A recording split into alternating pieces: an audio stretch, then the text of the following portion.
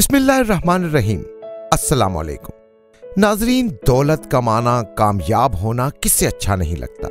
यकीनन हम में से हर एक की यही सोच और यही कोशिश होती है कि किसी न किसी तरह से जिंदगी में बहुत सी दौलत, बहुत सी शोहरत कमाई जाए।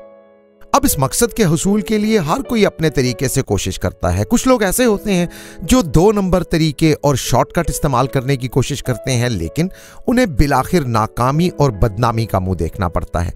इस चैनल पर हम आपको बताते रहे हैं और इंशाल्लाह आगे भी बताते रहेंगे ऐसे लोगों की कहानियां जिन्होंने इंतहाई मुश्किल हालात के बावजूद जिंदगी में कुछ उसूल अपनाकर ऐसी शोहरत और दौलत की बुलंदियां हासिल की कि वो पूरी दुनिया के लिए एक मिसाल बने। हकीकत यह है कि दुनिया की हर फील्ड में, हर शोबे में आपको बहुत से कामयाब लोग नजर आते हैं और उन सब के पीछे कोई ना कोई कहानी होती है।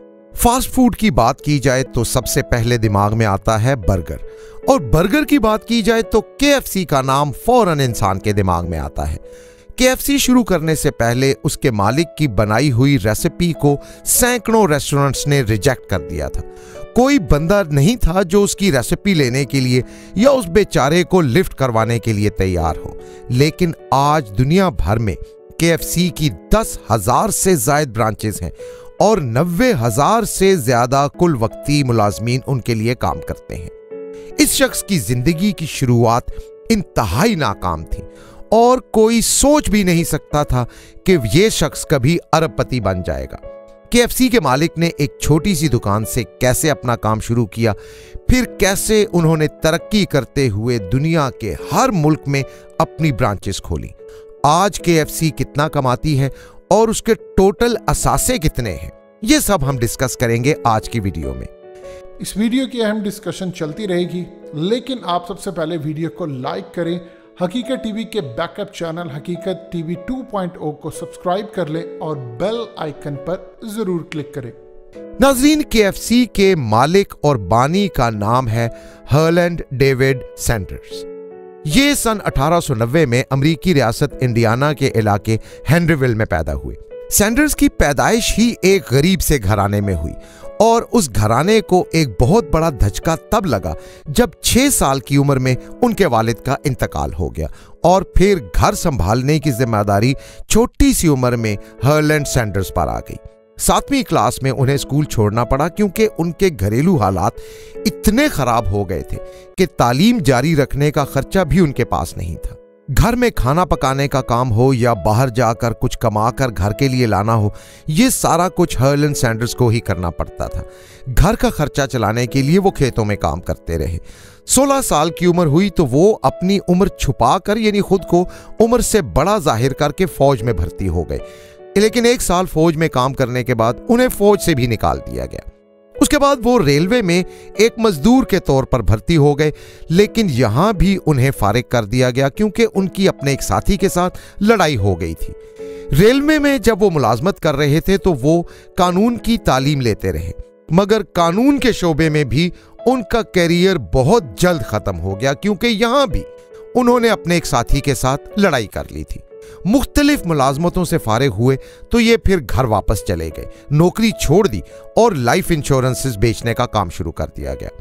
हैरत की बात तो ये है कि उन्हें इस मुलाजमत से भी फारिग कर दिया गया क्योंकि उनके बॉसेस को उनसे शिकायत थी कि ये ठीक काम नहीं कर रहे। लेकिन हर्लैंड सैंडर्स ने हिम्मत नहीं हारी। देखें कैसा बाहिम्मत शख्स था कि इतनी नाकामियों के बावजूद, इतनी रिजेक्शंस के बावजूद उसने मायूस होना सीखा ही नहीं था।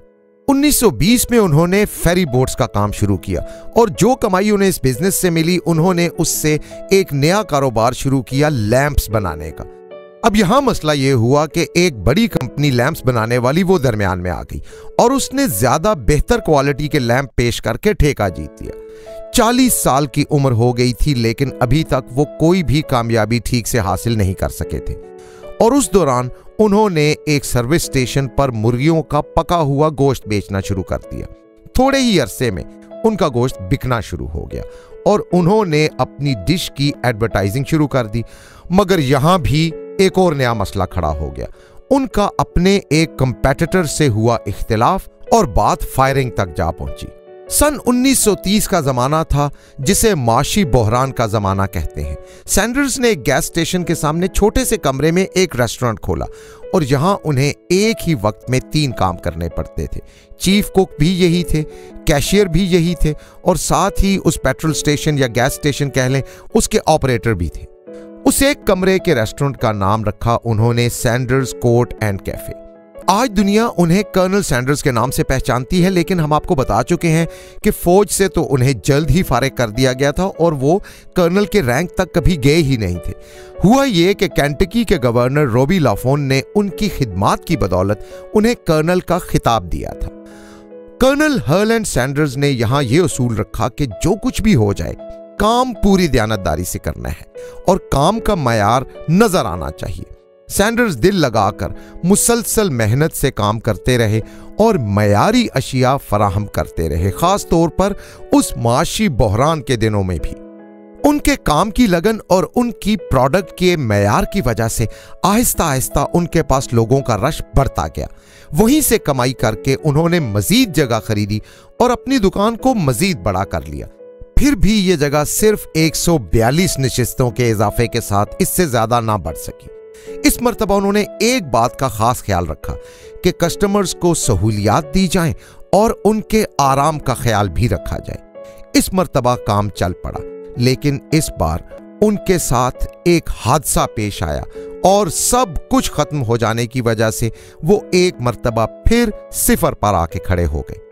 सन 1939 में उनके साथ यह बदकिस्मती हुई कि अचानक रेस्टोरेंट में आग भड़क उठी और वो आग तब बुझी जब उनका सारा सरमाया जल के राख हो गया था। लेकिन वो तो थे कर्नल सैंडर्स। माजी की तरह इस मर्तबा भी उन्होंने हिम्मत ना हारी और फिर से स्टार्ट लेने का फैसला किया और अपना काम थोड़ा थोड़ा करके फिर से शुरू कर दिया। आहिस्ता आहिस्ता उनका काम फिर उसी पुराने लेवल पर आने लगा। सन 1940 में उन्होंने ओरिजिनल रेसिपी के नाम से पकवान की एक अनोखी तरकीब तख्लीक दी, जिसकी वजह से उनकी शोहरत कई गुना बढ़ गई। सैंडर्स कोर्ट एंड कैफे पर अमूमी तौर पर मुसाफिर ही आते थे जो केंटकी सैंडर्स के गांव कार्बन के रास्ते फ्लोरिडा जाते थे। इस कैफे पर मुसाफिरों का हर वक्त रश रहता था। कारोबार पर कर्नल सैंडर्स बहुत मेहनत कर रहे थे, इसलिए सिफर से शुरू करने के बाद वो एक बार फिर अपने कारोबार को उरूज पर लेकर चले गए। लेकिन इस काम में कई साल लगे, मगर जब उनका काम उरूज पर पहुंचा तो फिर से उसे उजड़ना पड़ा। इस बार उनके साथ यह हुआ कि इंटरस्टेट 75 मोटरवे बनी जो अमेरिका की कई रियासतों को आपस में एक दूसरे से जोड़ती है। यह मोटरवे कार्बन गांव से बाहर बनाई गई थी, जबकि कर्नल सैंडर्स का रेस्टोरेंट गांव के अंदर था। अब जो मोटरवे बनी तो मुसाफिरों का इस रेस्टोरेंट की तरफ आना और ठहरना भी ना होने के बराबर रह गया, क्योंकि जितना भी रश यहां बनता था वो मोटरवे बन जाने के बाद टूट गया। होते होते ये रश इतना कम हो गया कि कर्नल सैंडर्स को अपना रेस्टोरेंट ही बेचना पड़ा। 65 साल की उम्र हो गई थी और कर्नल सैंडर्स अपना सारा माल मता बेचकर एक बार फिर कंगाल हो चुके थे। 65 बरस की उम्र में कंगाल होने के बाद नया कारोबार शुरू करना बहुत मुश्किल है और बहुत मानी रखता है। इस हादसे पर वो परेशान तो हुए, लेकिन ये परेशानी उन्हें ज्यादा अरसे काबू नहीं रख सकी। वो अपने मकसद में बिल्कुल वाज़े थे और उन्हें पता था कि उन्होंने करना क्या है, इसलिए उन्होंने परेशानी को रखा साइड पे और अगली हिकमत अमली बनानी शुरू कर दी। उनका अज़म यह था कि उन्होंने अपने आप को माली तौर पर मजबूत करना है, लेकिन इस मकसद के लिए कोई 2 नंबरी का रास्ता नहीं अपनाना। उनके पास कारोबार का एक तजुर्बा तो आ चुका था और उन्हें यह भी पता था कि उनके पास हुनर भी है। अब इस तजुर्बे और हुनर को एक करके उन्होंने फिर से आगे बढ़ने का मंसूबा बना लिया। उन्होंने इरादा किया कि अमेरिका के तमाम रेस्टोरेंट्स को चिकन सप्लाई करेंगे और चिकन के साथ साथ वो अपने फ्राइड चिकन पकवान को भी मुतारिफ करवाएंगे। इस बार फिर वो छोटे बड़े बहुत से रेस्टोरेंट्स पर गए, मगर इस बार भी उनकी रेसिपी लेने को कोई तैयार नहीं था।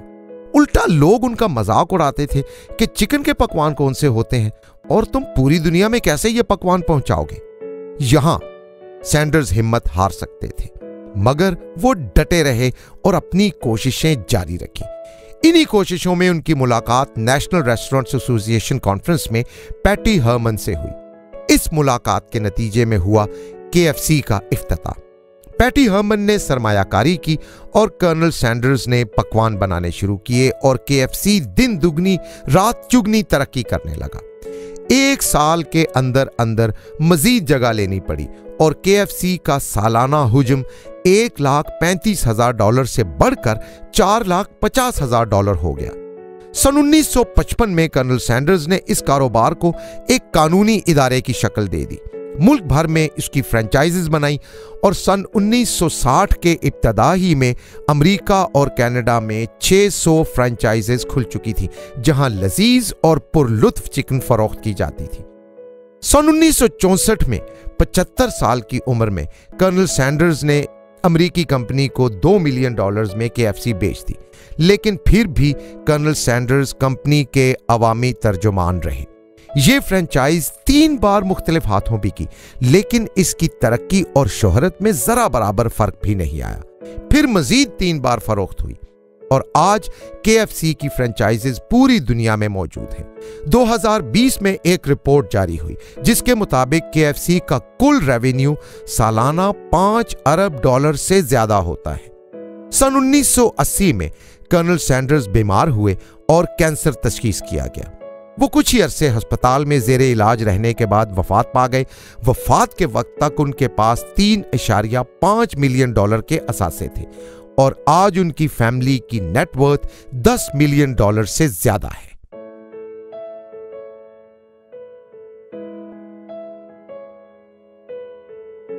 हकीकत टीवी के बैकअप चैनल हकीकत टीवी 2.0 को सब्सक्राइब करना मत भूलिए। वीडियो को लाइक करें, शेयर करें और कमेंट सेक्शन में अपनी राय का इजहार जरूर करें।